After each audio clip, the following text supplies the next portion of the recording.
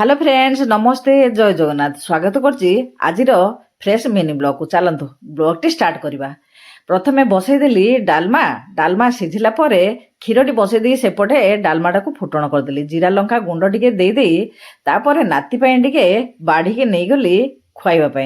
नाती की सेपटे खाया देदेकी एपटे मौसा को मध्य देदेली जलखियाटी खाइबाको तापरे जाइकी गली ठाकुर घर को ठाकुर को प्रणाम कली तुलसी रे टिके पानी देदेकी आसिकी मो मध्य बसी पड़ली खाइबा धूपदानी गोटे लगे देछि केते बासना जे घर आज आउ कहियाक नै तापरे बसईदेली टिके सिम राए रोषेई सरला परे आम जा सांगे टिके गपी गपी बारिकाने बसी पड़ली तापरे मौसा को देली खाइबा नाती की खुआई मु खाई सारली आज आउ रेस्ट न नै